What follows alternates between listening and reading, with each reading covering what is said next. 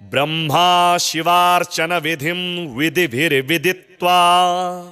भक्त्या प्रदोष समये शिवपूजनेन पूज्यो भवत्यनुदिनं प्रणवान्ति तानि पञ्चाक्षराणि शिवनाम मनोहराणि। वाणी च वाग्भिरमिताभिरभङ्गुरार्थे प्रस्तौति शङ्करपदाम्बुजपूजनं च कृत्वा प्रदोषसमये स्वमराङ्गनाभिः साकं प्रनृत्यति विभूतिपवित्रगात्रा। देवास्तावदुमासहाय चरणाम्भोजं प्रदोषे मुहुर् बिल्वाद्यैः कुसुमैश्च चन्दनवरैः सम्पूज्य जातोत्सवाः। तत्पूजा विरतः कदापि न भवन्ति वामृतास्वादने। को वा स्याद्विरतः प्रमोदविरतः को वा जगन्मण्डले। कः प्राणी गणनाथ नाथ चरणाम्भोजार्चनानादरः सायंकालमवाप्य दुर्लभतरं ब्राह्मण्यमासाद्य च। त्यक्त्वा केवलमन्त्यजानपि महापापाश्रयान् दुर्मुखान् दुर्वीर्यान् दुरदृष्टकोटिघटितान् जारोपजारोद्भवान्। मन्येमुं पुरुषाधमं नरखरं दुर्वीर्यपातोद्भवम् पापिष्ठातिवरिष्ठमयपकुलस्त्रीयोनिगन्धोन्मुखम्। यः सायं शिवलिङ्गसङ्गरहितः कार्यान्तरव्यापृतः शृङ्गाराधनसाधनादिविमुखो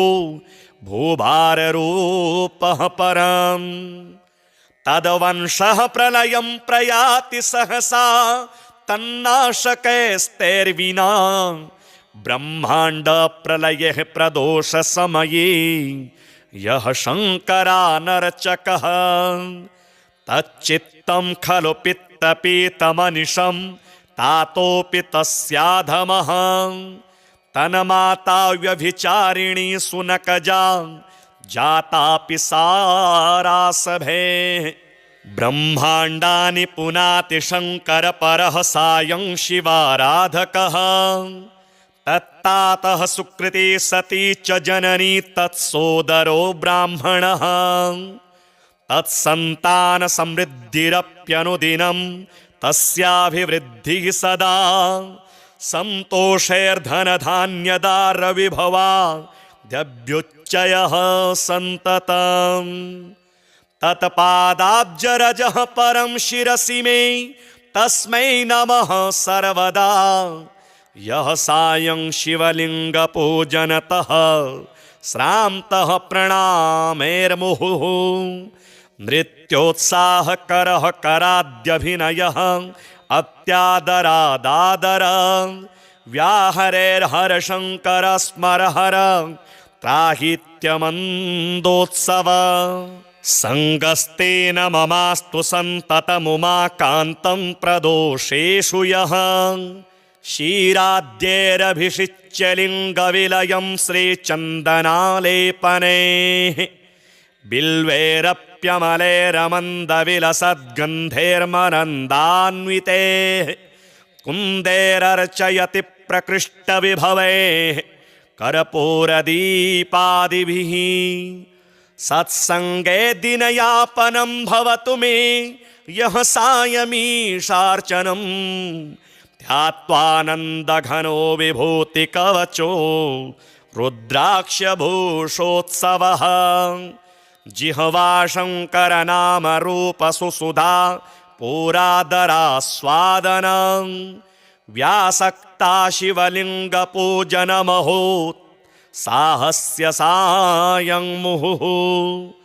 वासः शान्मम तस्य मन्दिरवरे यः सायमीशार्चना। नन्दापारतरङ्गसङ्गततनुर्भूतिप्रभाभूषितः। रुद्राक्षाभरणः प्रतिक्षणमपि श्रीमन्विरूपाक्ष्यमाम्। रक्ष्यं प्रेक्ष्य परीक्ष्य मामकधिया रक्षेति यः संवसेत् पातालेऽप्युरगेश्वर प्रभृतयः श्रीहाटकेशार्चनम् सायं सन्ततमेव शान्तहृदयाः सायं वधू संयुताः धूपैर्दीपगणैश्च चन्दनवरैः पुष्पैरमन्दैरपि प्राज्याज्यान्नवरैरपारमधुरैर्नाट्यादिभिश्चान्वहम् सायंकालशिवार्चनस्य महिमा केनापि न ज्ञायते तस्मादेव विमोहमेत्य बहवः त्यक्त्वा शिवाराधनम् कुम्भीपाकमुपेत्य गर्भजनितं क्लेशं च सम्प्राप्यते संसारार्णवमञ्जनेरनुदिनं तिष्ठन्ति बम्बारवेः लोकेशाङ्करसङ्गतिः खलु सदा सायं शिवाराधना ध्यानाय प्रभवत्यवश्यमसकृत तत्सङ्गतेस्तत्फलम् सायस्यास्ति स एव भाग्यनिवहा धारः सुराराधितः तत्पादाम्बुजपूजनेन भगवान् भालेक्षणस्तुष्यति आकल्पं यदि धर्मकोटिभिरहोरात्रं च यो नीयताम् किं तैः सायमुमा सहाय चरणाम्भोजार्चनं चेद्भवेत् पातिव्रत्य समं खलु व्रतमिदं त्यागेष्य किं दुर्भगो न स्यादेव ततः कदापि न परित्याज्यं शिवाराधनम् सायंकालशिवार्चनेन भगवान् तुष्टो यथा शङ्करः तदवन्नान्यविशेषकारणनियमाचारैः स तुष्यत्यपि तस्मात् सायमुमा सहाय भजनं कृत्वा विमुक्तो भवेत् पापापारमहाम्बुराशिभिरपि प्राप्नोति भाग्यान्यपि ब्रह्मा शिवार्चन विधिं विधिभिर्विदित्वा भक्त्या प्रदोष समये शिवपूजनेन पूज्यो भवत्यनुदिनं प्रणवान्ति तानि पञ्चाक्षराणि शिवनाम मनोहराणि वाणी च वाग्भिरमिताभिरभङ्गुरार्थे प्रस्तौति शङ्करपदाम्बुजपूजनं च कृत्वा प्रदोष समये स्वमराङ्गनाभिः साकं प्रनृत्यति विभूति पवित्रगात्रा देवास्तावदुमा सहाय चरणाम्भोजं प्रदोषे मुहुर् बिल्वाद्यैः कुसुमैश्च चन्दनवरैः सम्पूज्य जातोत्सवाः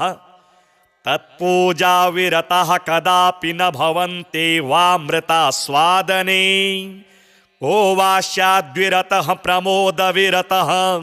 को वा जगन्मण्डले कः प्राणी गणनाथनाथ चरणाम्भोजार्चनानादरः सायंकालमवाप्य दुर्लभतरं ब्राह्मण्यमासाद्य च त्यक्त्वा केवलमन्त्यजानपि महापापाश्रयान् दुर्मुखान् दुर्वीर्यान् दुरदृष्टकोटिघटितान् जारोपजारोद्भवान् मन्येमुं पुरुषाधमं नरखरं दुर्वीर्यपातोद्भवम्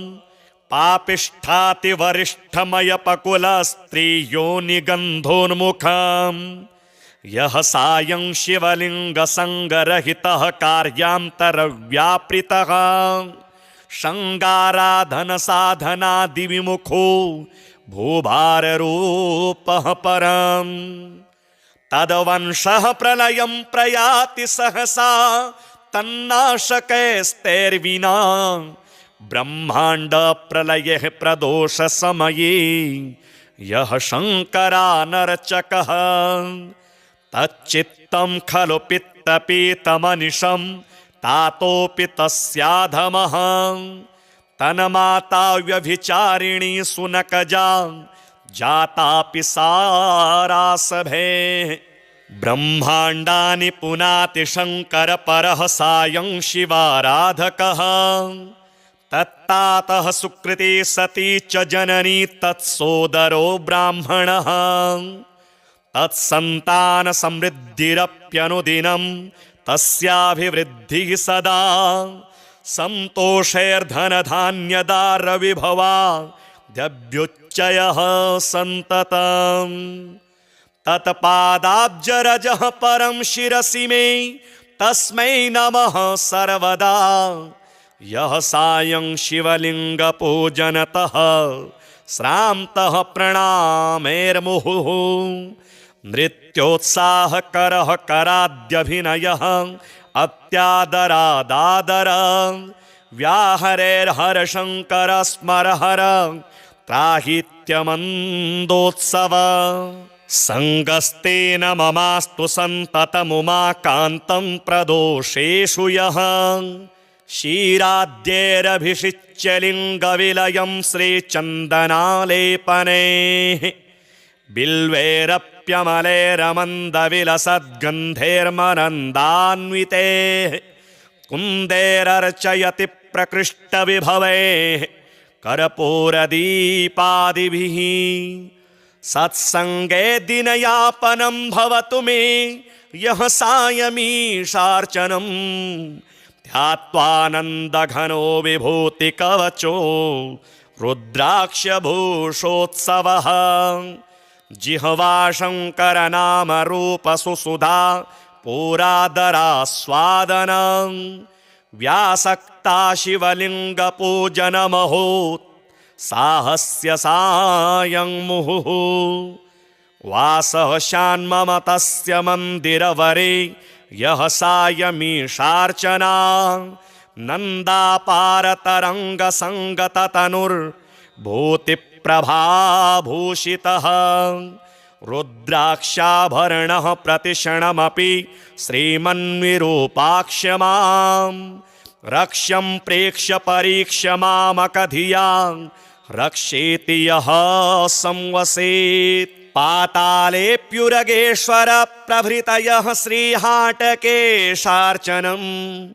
सायं सन्ततमेव शान्तहृदयाः सायं वधू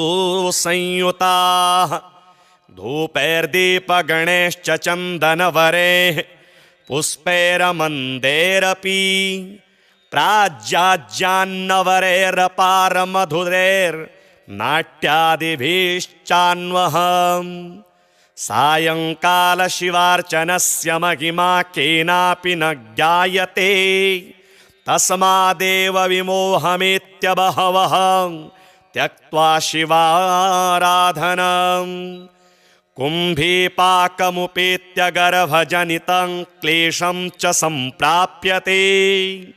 संसारार्णवमञ्जनेरनुदिनं तिष्ठन्ति बम्बारवेः लोकेशाङ्करसङ्गतिः खलु सदा सायं शिवाराधना ध्यानाय प्रभवत्यवश्यमसकृत तत्सङ्गतेस्तत्फलम् सायस्यास्ति स एव भाग्यनिवहा धारः सुराराधितः तत्पादाम्बुजपूजनेन भगवान् भालेक्षणस्तुष्यति आकल्पं यदि धर्मकोटिभिरहोरात्रं च यो नीयताम् किं तैः सायमुमा सहाय चरणाम्भोजार्चनं चेद्भवेत् पातिव्रत्यसमं खलु व्रतमिदं त्यागेष्य किं दुर्भगो न स्यादेव ततः कदापि न परित्याज्यं शिवाराधनम् सायङ्कालशिवार्चनेन भगवान् तुष्टो यथा शङ्करः तदवन्नान्यविशेषकारनियमां चारः स तुष्यत्य भविष्यत्यपि तस्मात् सायमुमा सहाय भजनं कृत्वा विमुक्तो भवेत् पापापारमहाम्बुराशिभिरपि प्राप्नोति भाग्यान्यपि ब्रह्मा शिवार्चन विधिं विधिभिर्विदित्वा भक्त्या प्रदोष समये शिवपूजनेन पूज्यो भवत्यनुदिनं प्रणवान्ति तानि पञ्चाक्षराणि शिवनाम मनोहराणि वाणी च वाग्भिरमिताभिरभङ्गुरार्थे प्रस्तौति शङ्करपदाम्बुजपूजनं च कृत्वा प्रदोषसमये स्वमराङ्गनाभिः साकं प्रनृत्यति विभूतिपवित्रगात्रा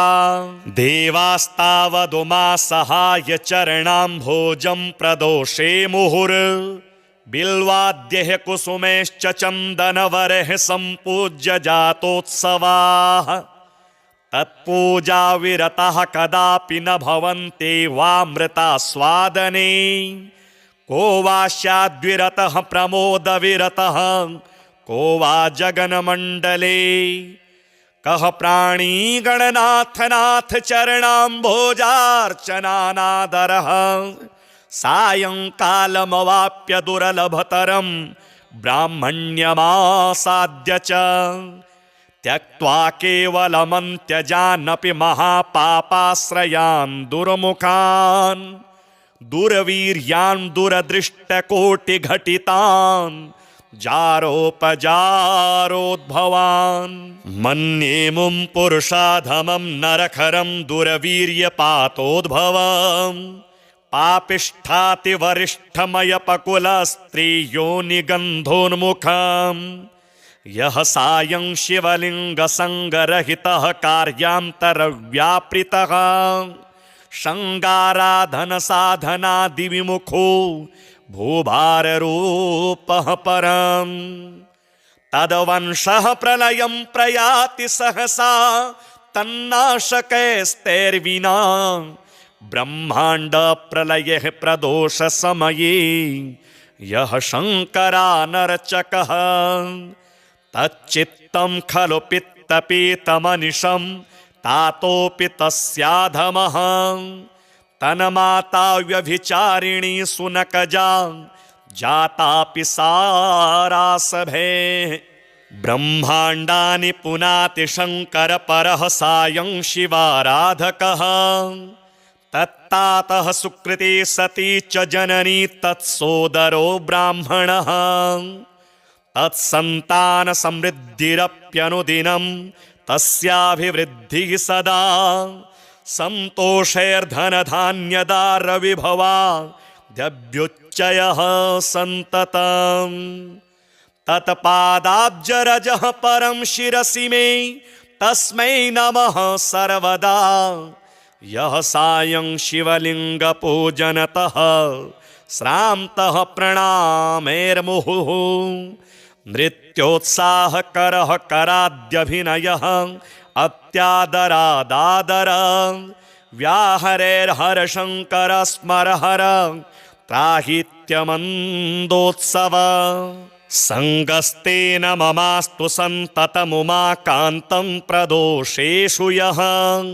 क्षीराद्यैरभिषिच्य लिङ्गविलयं श्रीचन्दनालेपनेः बिल्वैरप्यमलैरमन्दविलसद्गन्धैर्मरन्दान्वितेः कुन्दैरर्चयति प्रकृष्टविभवैः कर्पूरदीपादिभिः सत्सङ्गे दिनयापनं भवतु मे यः सायमीशार्चनं ध्यात्वानन्दघनो विभूतिकवचो रुद्राक्षभूषोत्सवः जिह्वा शङ्करनामरूपसुसुधा पुरादरास्वादनं व्यासक्ता शिवलिङ्गपूजनमहोत् साहस्य सायं मुहुः वासः शान्मम तस्य मन्दिरवरे यः सायमीशार्चना नन्दापारतरङ्गसङ्गततनुर्भूतिप्रभाभूषितः रुद्राक्षाभरणः प्रतिक्षणमपि श्रीमन्विरूपाक्ष्यमां रक्ष्यं प्रेक्ष्य परीक्ष्य मामकधिया रक्षेति यः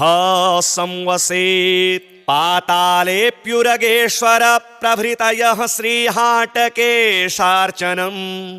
सायं सन्ततमेव शान्तहृदयाः सायं वधू संयुताः धूपैर्दीपगणैश्च चन्दनवरैः पुष्पैरमन्दैरपि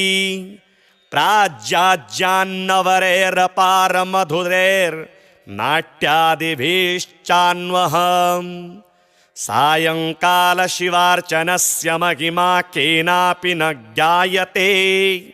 तस्मादेव विमोहमेत्य बहवः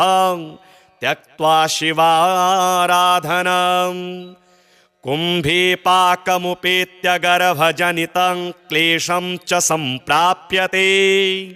संसारार्णवमञ्जनैरनुदिनं तिष्ठन्ति बम्बारवेः लोकेशाङ्करसङ्गतिः खलु सदा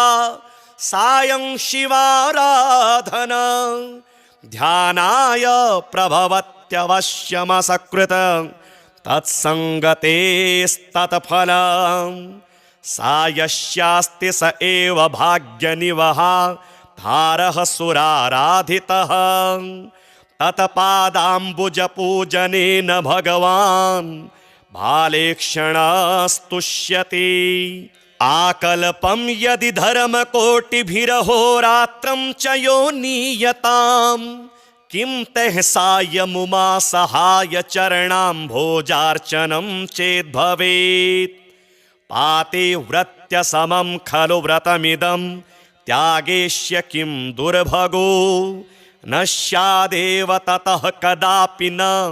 परित्याज्यं शिवाराधनम् सायंकालशिवार्चनेन भगवान् तुष्टो यथा शङ्करः तदवन्नान्यविशेषकारणनियमाचारैः स तुष्यत्यपि तस्मात् सायमुमा सहाय भजनं कृत्वा विमुक्तो भवेत् पापापारमहाम्बुराशिभिरपि प्राप्नोति भाग्यान्यपि ब्रह्मा शिवार्चन विधिं विधिभिर्विदित्वा भक्त्या प्रदोष समये शिवपूजनेन पूज्यो भवत्यनुदिनं प्रणवान्ति तानि पञ्चाक्षराणि शिवनाम मनोहराणि वाणी च वाग्भिरमिताभिरभङ्गुरार्थे प्रस्तौति शङ्करपदाम्बुजपूजनं च कृत्वा प्रदोषसमये स्वमराङ्गनाभिः साकं प्रनृत्यति विभूतिपवित्रगात्रा देवास्तावदुमा सहाय चरणाम्भोजं प्रदोषे मुहुर् बिल्वाद्यैः कुसुमैश्च चन्दनवरैः सम्पूज्य जातोत्सवाः तत्पूजा विरतः कदापि न भवन्ति वामृतास्वादने को वा स्याद्विरतः प्रमोदविरतः को वा जगन्मण्डले कः प्राणी गणनाथनाथ चरणाम्भोजार्चनानादरः सायंकालमवाप्य दुर्लभतरं ब्राह्मण्यमासाद्य च त्यक्त्वा केवलमन्त्यजानपि महापापाश्रयान् दुर्मुखान् दुर्वीर्यान् दुरदृष्टकोटिघटितान् जारोपजारोद्भवान् मन्येमुं पुरुषाधमं नरखरं दुर्वीर्यपातोद्भवम् पापिष्ठातिवरिष्ठमयपकुलस्त्रीयोनिगन्धोन्मुखम् यः सायं शिवलिङ्गसङ्गरहितः कार्यान्तरव्यापृतः शृङ्गाराधन साधनादिविमुखो भूभाररूपः परम् तद्वंशः प्रलयं प्रयाति सहसा तन्नाशकैस्तैर्विना ब्रह्माण्ड प्रलयः प्रदोष समये यः शङ्करानर्चकः तच्चित्तं खलु पित्तपीतमनिशं तातोऽपि तस्याधमः तन्माता व्यभिचारिणी सुनकजा जातापि सारासभे ब्रह्माण्डानि पुनाति शङ्करपरः सायं शिवाराधकः तत्तातः सुकृती सती च जननी तत्सोदरो ब्राह्मणः तत्सन्तानसमृद्धिरप्यनुदिनं तस्याभिवृद्धिः सदा सन्तोषैर्धनधान्यदारविभवा द्यभ्युच्चयः सन्ततम् तत्पादाब्जरजः परं शिरसि मे तस्मै नमः सर्वदा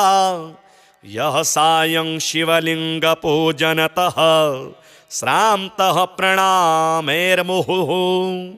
नृत्योत्साहकरः कराद्यभिनयः अत्यादरादादर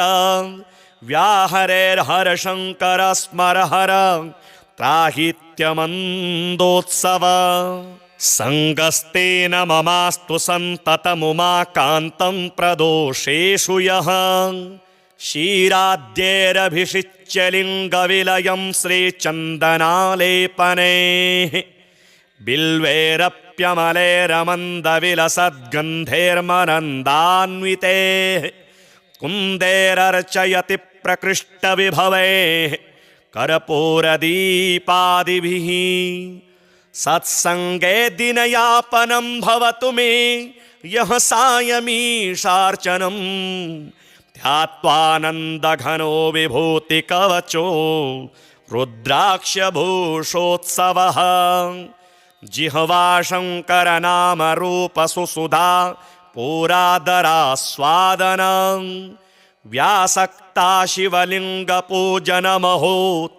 साहस्य सायं मुहुः वासः शान्मम तस्य मन्दिरवरे यः सायमीशार्चना नन्दापारतरङ्गसङ्गततनुर्भूतिप्रभाभूषितः रुद्राक्षाभरणः प्रतिक्षणमपि श्रीमन्विरूपाक्ष्यमां रक्ष्यं प्रेक्ष्य परीक्ष्य मामकधिया रक्षेति यः संवसेत् पातालेऽप्युरगेश्वर प्रभृतयः श्रीहाटकेशार्चनं सायं सन्ततमेव शान्तहृदयाः सायं वधू संयुताः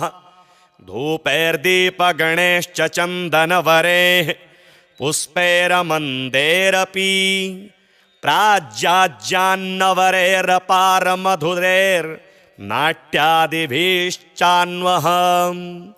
सायङ्कालशिवार्चनस्य महिमा केनापि न ज्ञायते तस्मादेव विमोहमेत्य बहवः त्यक्त्वा शिवाराधनम् कुम्भीपाकमुपेत्य गर्भजनितं क्लेशं च सम्प्राप्यते संसारार्णवमञ्जनेरनुदिनं तिष्ठन्ति बम्बारवेः लोकेशाङ्करसङ्गतिः खलु सदा सायं शिवाराधना ध्यानाय प्रभवत्यवश्यमसकृत तत्सङ्गतेस्तत्फलम् सायस्यास्ति स एव भाग्यनिवहा धारः सुराराधितः तत्पादाम्बुजपूजनेन भगवान् भालेक्षणस्तुष्यति आकल्पं यदि धर्मकोटिभिरहोरात्रं च यो नीयताम् किं तैः सायमुमा सहाय चरणाम्भोजार्चनं चेद्भवेत् पातिव्रत्यसमं खलु व्रतमिदं त्यागेष्य किं दुर्भगो न स्यादेव ततः कदापि न परित्याज्यं शिवाराधनम् सायंकाल शिवार्चनेन भगवान् तुष्टो यथा शंकरः तदवन्नान्य विशेषकारनियमां चारः सतुष्यत्यपि तस्मात् सायमुमा सहाय भजनं कृत्वा विमुक्तो भवेत् पापापारमहाम्बुराशिभिरपि प्राप्नोति भाग्यान्यपि ब्रह्मा शिवार्चन विधिं विधिभिर्विदित्वा भक्त्या प्रदोष समये शिवपूजनेन पूज्यो भवत्यनुदिनं प्रणवान्ति तानि पञ्चाक्षराणि शिवनाम मनोहराणि वाणी च वाग्भिरमिताभिरभङ्गुरार्थे प्रस्तौति शङ्करपदाम्बुजपूजनं च कृत्वा प्रदोषसमये स्वमराङ्गनाभिः साकं प्रनृत्यति विभूतिपवित्रगात्रा देवास्तावदुमा सहाय चरणाम्भोजं प्रदोषे मुहुर् बिल्वाद्यैः कुसुमैश्च चन्दनवरैः सम्पूज्य जातोत्सवाः तत्पूजा विरतः कदापि न भवन्ति वामृतास्वादने को वा स्याद्विरतः प्रमोदविरतः को वा जगन्मण्डले कः प्राणी गणनाथनाथ चरणाम्भोजार्चनानादरः सायंकालमवाप्य दुर्लभतरं ब्राह्मण्यमासाद्य च त्यक्त्वा केवलमन्त्यजानपि महापापाश्रयान् दुर्मुखान् दुर्वीर्यान् दुरदृष्टकोटिघटितान् जारोपजारोद्भवान् मन्येमुं पुरुषाधमं नरखरं दुर्वीर्यपातोद्भवम्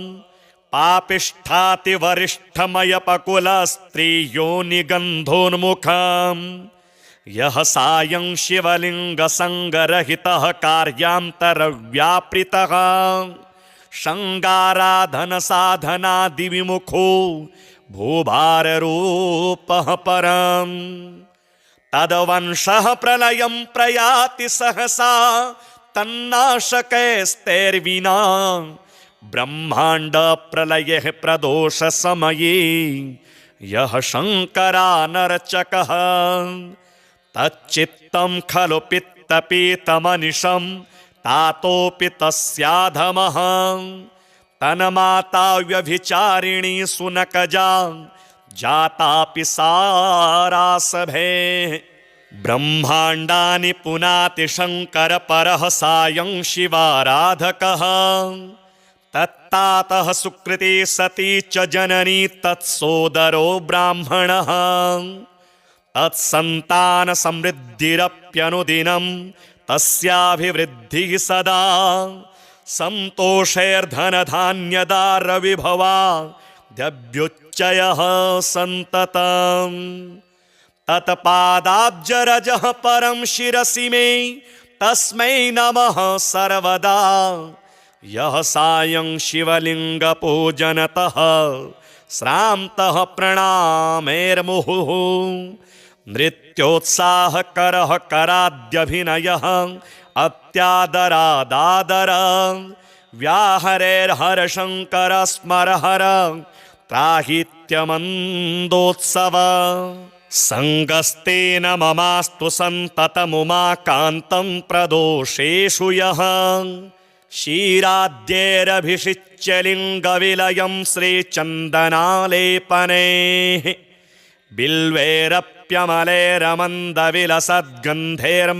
बिल्वैरप्यमलैरमन्दविलसद्गन्धैर्मनन्दान्वितेः कुन्दैरर्चयति प्रकृष्टविभवैः कर्पूरदीपादिभिः सत्सङ्गे दिनयापनं भवतु मे यः सायमीशार्चनं ध्यात्वानन्दघनो विभूतिकवचो रुद्राक्षभूषोत्सवः जिह्वा शङ्करनामरूपसुसुधा पुरादरास्वादनं व्यासक्ता शिवलिङ्गपूजनमहोत् साहस्य सायं मुहुः वासः शान्मम तस्य मन्दिरवरे यः सायमीशार्चना नन्दापारतरङ्गसङ्गततनुर्भूतिप्रभाभूषितः रुद्राक्षाभरणः प्रतिक्षणमपि श्रीमन्विरूपाक्ष्य मां रक्ष्यं प्रेक्ष्य परीक्ष्य मामकधिया रक्षेति यः संवसेत् पातालेऽप्युरगेश्वर प्रभृतयः श्रीहाटकेशार्चनं सायं सन्ततमेव शान्तहृदयाः सायं वधू संयुताः धूपैर्दीपगणैश्च चन्दनवरैः पुष्पैरमन्दैरपि प्राज्याज्यान्नवरैरपारमधुरैर्नाट्यादिभिश्चान्वहम् सायङ्कालशिवार्चनस्य महिमा केनापि न ज्ञायते तस्मादेव विमोहमेत्य बहवः त्यक्त्वा शिवाराधनम् कुम्भीपाकमुपेत्य गर्भजनितं क्लेशं च सम्प्राप्यते संसारार्णवमञ्जनैरनुदिनं तिष्ठन्ति बम्बारवेः लोके शाङ्करसङ्गतिः खलु सदा सायं शिवाराधना